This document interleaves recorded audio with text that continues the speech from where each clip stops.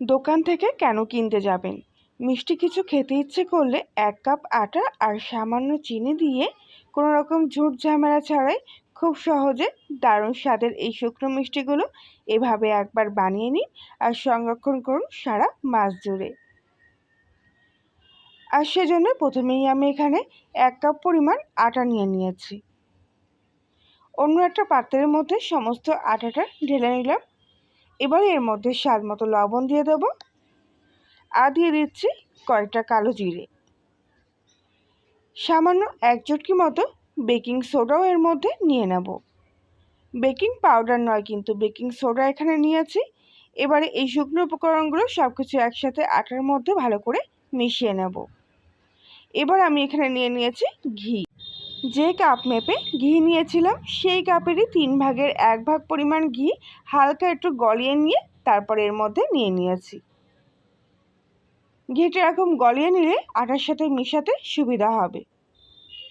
এভাবে হাতের মধ্যে চেপে চেপে ঘিটাকে আটার মধ্যে মিশিয়ে নিতে হবে। আর যখন দেখবেন আটাটা এরকম হাতের মুঠোর মধ্যে চলে আসছে, এই পর্যায়ে কিছুটা ঈষৎ উষ্ণ গরম জল এভাবে অল্প অল্প করে আটার মধ্যে দিয়ে আটাটাকে মেখে নিতে হবে। তবে এখানে একটা ছোট্ট টিপস আছে। যেভাবে আমরা সাধারণত রুটি করার জন্য আটা মেখে থাকি সেভাবে কিন্তু আটাটা এখানে মাখবো না।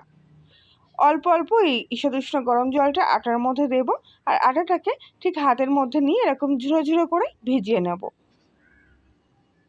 এই দেখুন এরকম হাতের মধ্যে নিচ্ছে, এরকম কিন্তু হালকা হাতে এরকম আঙুল দিয়ে এরকম করে ছাড়িয়ে ছাড়িয়ে নিয়ে এরকম ছাড়া ছাড়া মতো করে মেখে নিচ্ছি। আশা করছি আপনারা দেখলে বুঝতে পারছেন। তো এই পর্যায়ে সামান্য অল্প জল লাগতো, তাই আমি জলটা না ঢেলে একটা চামচ দিয়ে অল্প করে জল দিয়ে দিলাম। এবারে আটাটা সম্পূর্ণ ভিজে গেলে এরকম হাত দিয়ে একটু যেগুলো মানে ছাড়া ছাড়া মতো হয়নি, দলা পাকিয়ে আছে, সেগুলো একটু হাত দিয়ে এইভাবে ছাড়িয়ে ছাড়িয়ে নিলাম। ঠিক এরকম একদম ঝুরো ঝুরো মতো করে আটাটাকে ভিজিয়ে নিতে হবে হালকা হাতে মেখে। এইবারে এই সমস্ত আটাটা হাতের মধ্যখানে রেখে এরকম এক জায়গায় করে নিতে হবে।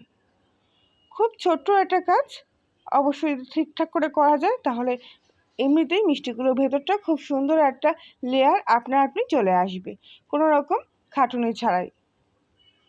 তো এই অবস্থায় আটার গাটা এখন দেখতে পাচ্ছেন ফেটে ফেটে আছে, তাই 2 হাতের মধ্যখানে নিয়ে ভালো করে এরকম হালকা হাতে চেপে চেপে ওপরটা পুরো এরকম প্লেন করে নিলাম। ঠিক এরকম হবে, একেবারে শক্তও না একেবারে নরমও না। এরকম করে আটাটা মেখে নেওয়ার পর কিছুক্ষণ এটাকে রেস্টে রাখতে হবে। অবশ্যই এরকম একটা ভারী কিছু দিয়ে ততক্ষণ ঢাকা দিয়ে রাখতে হবে। মোটামুটি 20 থেকে 25 মিনিট মতো আমি এই আটার ডোটা ঢাকা দিয়ে রেস্টে রেখেছিলাম। ঢাকনাটা খুলে আরও একবার হাত দিয়ে ভালো করে মেখে নিলাম। এবার এর থেকে একদম ছোট্ট করে লেচিগুলো কেটে নেব। তো একটা করে লেচি কাটবো আর এখানে মিষ্টিগুলো আমি বানিয়ে নেব। আপনারা একসঙ্গে লেচিগুলো আগে থেকে কেটে নিতেও পারেন, তারপর একসঙ্গে বানাতে পারেন। তবে আমি এখানে একটা একটা করেই বানিয়ে নিচ্ছি। লেচিটা কাটা হয়ে গেলে হাতের মধ্যে রেখে একটু রাউন্ড শেপ দিয়ে তারপর 4 ধার থেকে এরকম 4টা মতো করে দিতে হবে। বাকিগুলোও আমি ঠিক একইভাবে এখানে করে নিচ্ছি। দেখুন খুব সহজ, হাতের মধ্যে রেখে এরকম একটু রাউন্ড শেপ দিয়ে নিলাম আর তারপরে 4 সাইড থেকে এরকম চেপে চেপে দেবো। এই 2 সাইড দিয়ে চাপলাম, এই 2 সাইড দিয়ে চাপলাম, এরকম করে সবগুলো মিষ্টি এক এক করে বানিয়ে নেব। এগুলো তৈরি হওয়ার পর দেখতে খুব সুন্দর লাগে। তবে আপনারা যদি পুরোপুরি রাউন্ড শেপে তৈরি করতে চান তাহলে সেটাও করতে পারেন। তো বাকিগুলো আমি একই সঙ্গে গুটি করে নিয়েছি, তারপর এক এক করে এখানে বানিয়ে নিচ্ছি। খুব সোজা, মিনিটের মধ্যে দেখবেন কয়েকটা এখানে তৈরি হয়ে গেছে। তো সবগুলো বানিয়ে নেওয়ার পর আমি একটা প্লেটের মধ্যে এগুলো তুলে নিচ্ছি। দেখুন কত সুন্দর দেখতে লাগছে এগুলোকে। আশা করছি আজকের রেসিপিটি আপনাদের ভালো লেগে থাকবে। ভালো লাগলে প্লিজ লাইক শেয়ার কমেন্ট করে জানাবেন। তো এবারে গ্যাসের চুলায় একটা কড়াই বসিয়ে নিয়েছি। কড়াইয়ের তেলটা হালকা একটু গরম হতে দেব। তারপর এক এক করে এই মিষ্টিগুলো আমি তেলের মধ্যে ছেড়ে দিচ্ছি। একসঙ্গে খুব একটা বেশি দেওয়ার দরকার নেই, যেরকম পরিমাণ অনুযায়ী তেল নেবেন আর যেরকম পাত্রে ভাজবেন ছোট হোক কিংবা বড় সেই অনুযায়ী মিষ্টিগুলো তেলের মধ্যে দিয়ে প্রথম অবস্থায় তেলটাকে এরকম একটু ঘুরিয়ে নিতে হবে, কোনো কিছু দিয়ে নাড়াচাড়া করার দরকার নেই। কিছুক্ষণের মধ্যেই দেখবেন মিষ্টিগুলো কিন্তু এরকম ফুলে উঠতে শুরু করেছে। আর একটা পিঠ হালকা একটু শক্ত হলেই তবেই এগুলো উল্টে পাল্টে ভেজে নিতে হবে। প্রথম অবস্থায় যদি এরকমভাবে নাড়তে চান তাহলে কিন্তু ভেঙে যেতে পারে, যেহেতু এগুলো খুবই নরম থাকে সেই সময়। সেই জন্যই বলছি একটু হালকা শক্ত হয়ে আসলে তারপরে ঘুরিয়ে ফিরিয়ে এগুলোকে ভেজে নেবেন। দেখুন কত সুন্দর দেখতে হয়েছে। ভাজার একটা সুন্দর কালার চলে আসলে এগুলো আমি তেল থেকে ছেঁকে নিয়ে তুলে নিচ্ছি। আর বাকিগুলো ঠিক একইভাবে এখানে ভেজে নেব।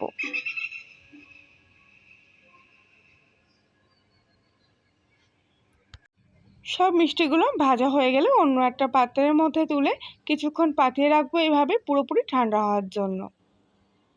ঠান্ডা হয়ে গেলে এগুলো এমনিতেই একদম হালকা হয়ে যাবে।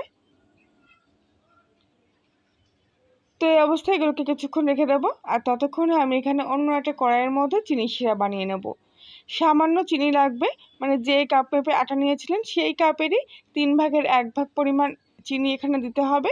আর সেই অনুযায়ী জল দিতে হবে, ওই কাপেরই 1/3 মতো। এবারে খুব ভালো করে চিনির সাথে জলটাকে এইভাবে মিশিয়ে কিছুক্ষণ ধরে ফুটিয়ে জাল দিয়ে নেব। প্রথম অবস্থায় যখন চিনিটা জলের সাথে গুলবে তখন গ্যাসের ফ্লেমটা হাইতে রেখেই এটাকে ফুটিয়ে নিতে হবে।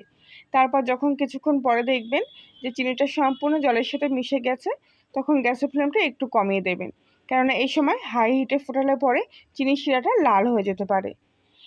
কিছুটা এলাচের দানাও এর মধ্যে দিলাম। আর এটাকে এই অবস্থায় কিছুক্ষণ ধরে এবার রেখে দেবো চিনির শিরাটা একটু ফুটে গিয়ে ঘন হওয়ার জন্য। রোজকার মতো আবারও বলছি, আপনি যদি কলিনের রান্নাঘরের নতুন সদস্য হয়ে থাকেন তাহলে প্লিজ চ্যানেলটি সাবস্ক্রাইব করে দেবেন। আর পাশের বেল আইকনটি প্রেস করবেন নতুন কোনো ভিডিওর আপডেট পাওয়ার জন্য। তো কথা বলতে বলতে চিনির শিরাটা অনেকটাই ঘন হয়ে এসছে।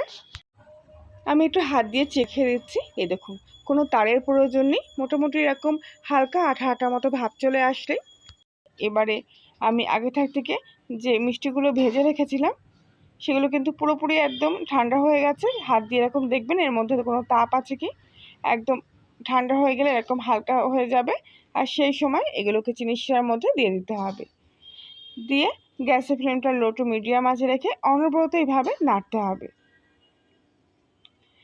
চিনির শিরাটা এখনও কিন্তু পুরোপুরি এর সাথে মিশে যায়নি, দেখুন হালকা হালকা চিনির শিরা কিন্তু রয়ে গেছে এর মধ্যে। তো এটা সম্পূর্ণটা এর সাথে মিশে যাবে আর কিছুটা চিনির শিরা এই মিষ্টিগুলোও টেনে নেবে। এরপরে যখন দেখবেন পুরোপুরি চিনির শিরাটা শুকোতে শুরু করেছে আর কড়ার গায়ে সাদা সাদা মতো চিনিগুলো ফুটে উঠতে শুরু করেছে তখন গ্যাসটা অফ করে দিতে হবে। আর এখনও কিন্তু অনবরত নাড়তে হবে, নাড়তে নাড়তে দেখবেন এই যে মিষ্টিগুলোর গায়ে চিনির শিরাটা খুব সুন্দর সাদা সাদা মতো ফুটে উঠেছে। ব্যাস তৈরি হয়ে গেল আজকের আমার এই আটার তৈরি শুকনো মিষ্টিগুলো। এবার আমি এগুলোকে কড়াই থেকে নামিয়ে নেব। দেখুন কত সুন্দর একদম খাস্তা কুড়মুড়ের মতো হয়েছে। দোকানে তো এই গজাগুলো খুরমা গজা বলে বিক্রি হয়, তবে আমাদের এখানে আমরা চৌকো গজা বলে থাকি এই মিষ্টিগুলোকে।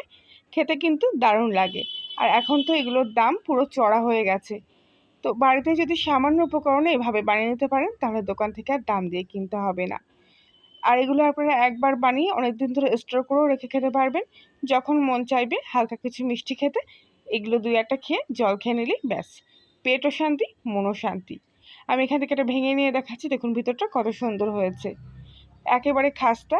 আর ভিতরটা কিন্তু এরকম ফাঁপা মতো, খেতে এত সুন্দর লাগে এই মিষ্টি গজাগুলো, একটা খেলে মন ভরবে না, মনে হবে আরও কয়েকটা খাই। আর যেহেতু আটা দিয়ে করা তাই ভিতরের কালারটা হালকা একটু চেঞ্জ হয়েছে, ময়দা দিয়ে করলে পুরোপুরি সাদা হবে। তাহলে বন্ধুরা আজকের মতো এই পর্যন্তই, সবাই ভালো থাকবেন।